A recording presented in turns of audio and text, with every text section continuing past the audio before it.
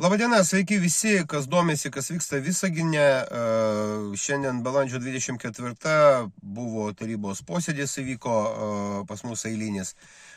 Pakankamai įdomus posėdis, sakyčiau, tai buvo nemažai įdomių diskusijų, pasisakymų, bet norėčiau susikoncentruoti gal ties keturiais klausimais ir pradėsiu nuo darželio, nuo vaikų.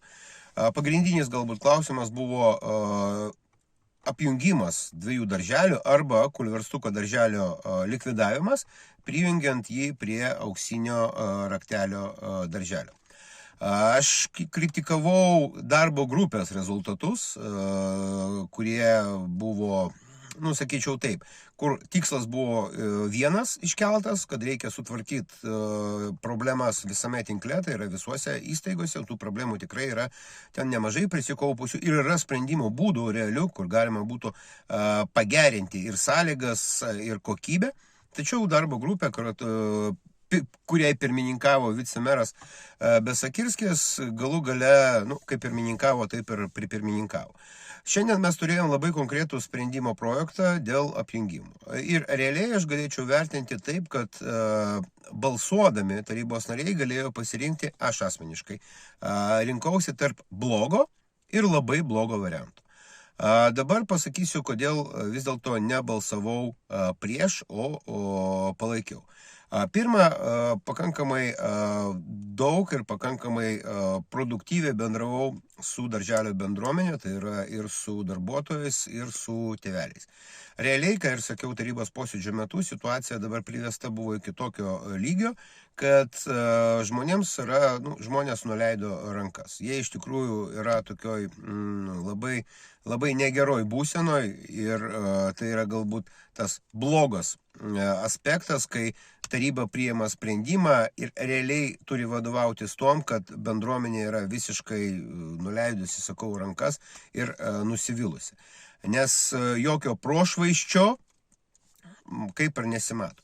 Tai balsuojant prieš, kolegos kažkodėl tai, kurie balsavo prieš ir ragino kitus balsuoti prieš, o tai yra labai lengva, emociškai mes ten palaikom ir taip toliau. Tačiau, jeigu mano, daleiskim, balsas būtų lemiamas balsuojant prieš, ką aš turėčiau turėti omeny? Tai, kad įvertinus tą emocinę nuotaiką bendruomenės, mes per ateinančius kelis mėnesius iki rugsėjo 1 dienos gautumėm labai paprastą situaciją. Dalis tėvų, be jokių abejonių, aš neabejoju nei kiek, dalis tėvų, galbūt net nemaža dalis tėvų, atsiimtų vaikus iš darželio ir nuvestų kitur. Dalis mokytojų irgi vienas kitas galbūt nueitų tai ten pat. Ir rugsėjo mėnesį mes turėtumėm dar blogesnę situaciją, nes nėra vaikų, kuriais mes galėtumėm užpildyti šį darželį taip, kad ten būtų pakankamai grupių, kad galima būtų normaliai dirbti ir būtų orios sąlygos. Balsuojant už, mes ir kartu su bendruomenė buvo iškeltos tam tikros sąlygos miesto vadovybei, tai yra merui, ir jis šiandien patvirtino tai, kad taip tos sąlygos buvo iškeltos ir kad tas sąlygas pažadėjo įvykdyti, tai yra užtikrinti maitinimo gamybą, maisto gamybą pačioje įstaigoje, kad palikti virtuvę. Taip pat buvo iškeltas klausimas dėl skalbyklos, kad vėlgi jinai veiktų tose pačiose patalpose, kad nereikėtų tos logistikos kažkokios tai išgalvoti ir ten nešioti tą patalynę po visą miestą. Tai iš tikrųjų va šitie aspektai, kad yra tam tikri pažadai, kad bendruomenė prašė kažkokį tai sprendimą priimti, kad nors kažkiek tai matytų savo ateitį ir vaikų ateitį šiose patalpose. Ir plus vėlgi, sakau, jeigu mes norėtumėm arba paliktumėm situaciją tokia, kokia yra, mes po kelių mėnesių turėtumėm žymiai blogesnę situaciją. Taip, iki to davedė ir nekokybiškas darbo grupės darbo vadovavimas ir ilgalaikis požiūris į šį darželį ir į tinklą. Tačiau tai yra kita tema, apie kurią galima būtų kada nors dar atskirai pakalbėti. Tai dabar dar vienas klausimas susijęs su vaikais. Tai yra vaikų maitinimas. Šiandien mes iš ryto sužinojom, kad administracija eilinį kartą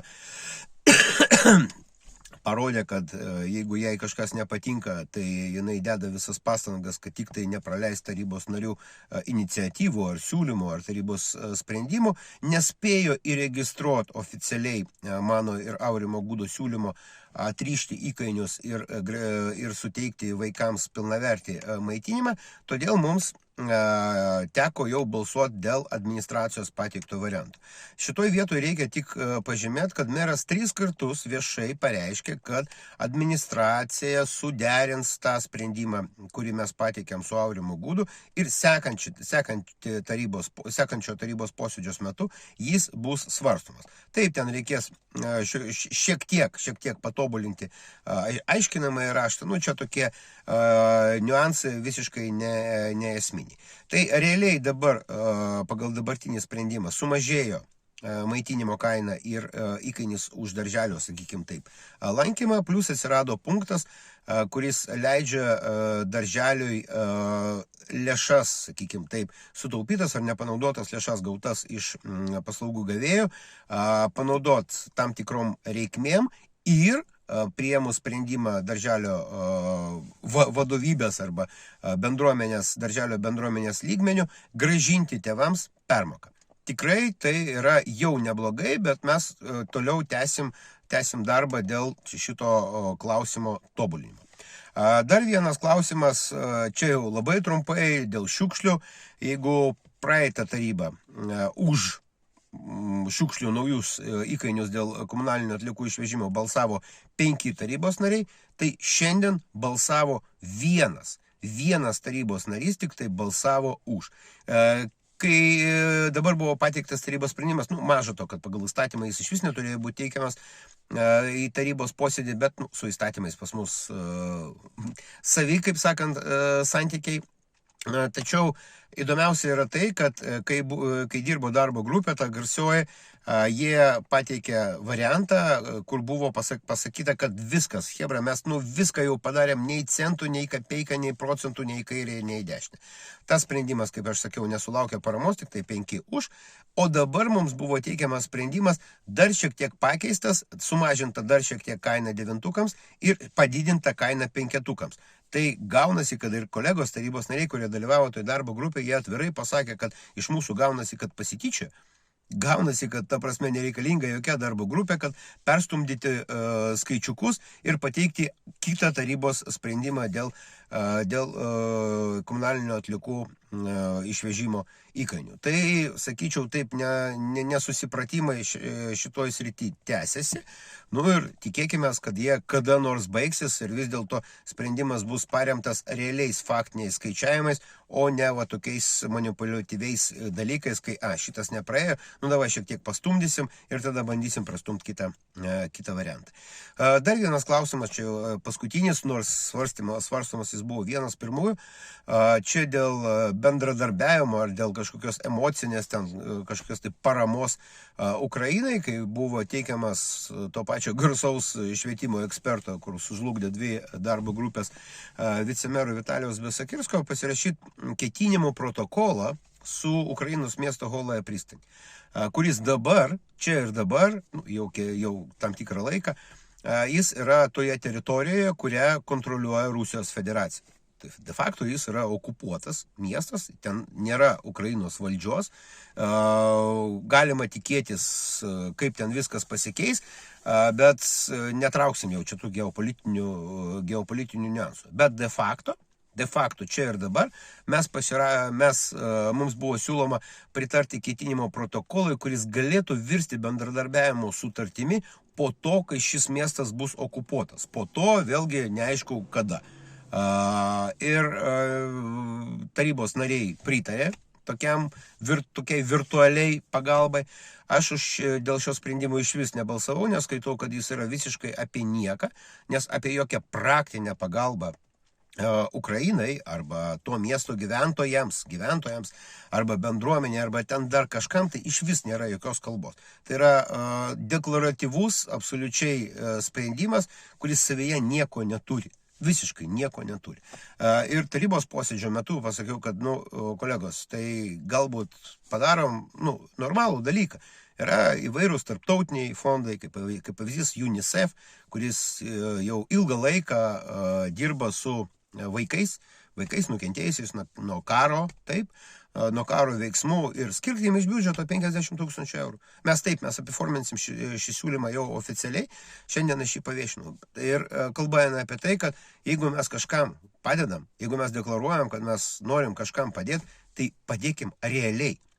Kaip sakoma, ne žodžiai, su darbais mes tėvynę mylim. Ir tėvynę mylim, ir savo draugus, ir nuskriaustuosius, ir visus kitus. Nes tokie žingsniai jie veda, kaip vienas mano pažįstamas, pakankamai protingas taip žmogus, ir žiniasklaidoje jis dalyvauja ir komentuoja nemažai įvykių, jis man parašė labai paprastą dalyką, kad tai yra tragikomedija. Iš tikrųjų, mano vertinimu, tai, kas šiandien įvyko, tai yra tragikomedija.